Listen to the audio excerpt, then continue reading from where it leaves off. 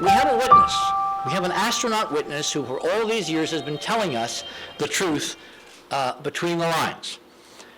This is an actual photograph taken of Shorty Crater showing the orange soil color chart. Notice the various colors. If you have prismatic shards shining light down on the moon, you're going to get color on the moon. It turns out NASA's been jiggling with the colors, suppressing the color of the moon, and when you bring it back into balance using their own color chart, bingo, you get wonderful colored pastel colors because of the pastel colors caused by these glass rainbows.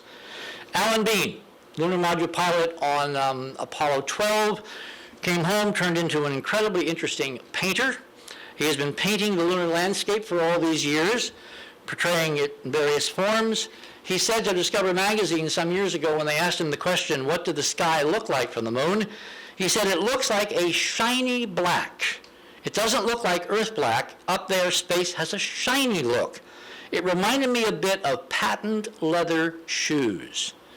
I kept asking myself, he says, why does it seem so shiny?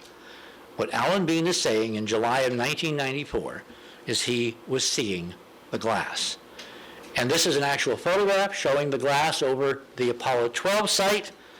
This is more of the two-prism effect. This is important because when he turned to painting, profiled, for instance, in Air and Space, he's been painting now the moon in various pastel shades of color. He's claiming that this is his artistic imagination. I think it's much more interesting. I think Alan Bean is trying desperately to tell us the truth of the moon that he actually saw. As Emily Dickinson used to say, tell all the truth, but tell it slant. And I think Alan Bean is telling his Apollo truth through his paintings, but telling it slant. He actually did this in a form of a book called Apollo, and you can look at a lot of the paintings, including this one, which shows him. Notice the multicolors on the suit, which is the refractive effect of the prisms from the glass, and notice what he says. That this is an actual picture from one of the films, the 60 millimeter films taken from Apollo 12 showing the glass behind the lunar module. We can give you source data on how to get this film from NASA. You can also see that Bean reproduces the grid in the helmet views, pretty blatant there.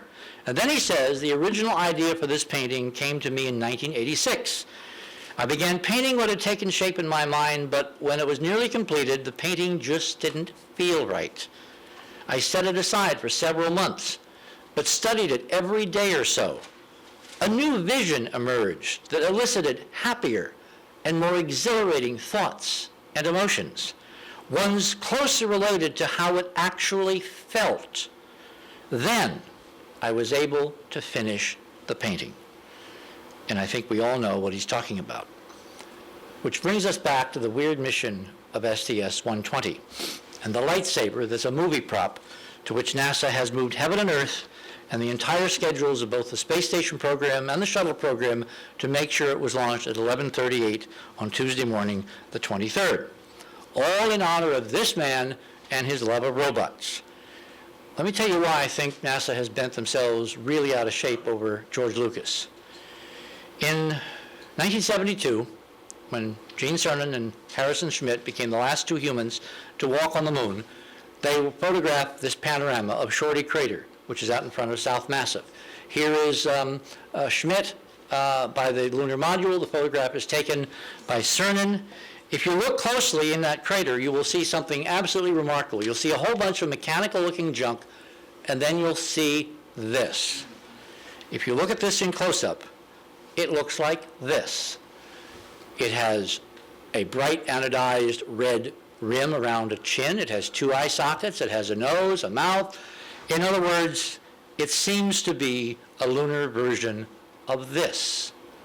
And if you look closely, you'll see that there are camera irises in the eyes. We've been able to super 2 of the 12 photographs we have found that record this remarkable object that we call, Data's Head or C-3PO on the moon.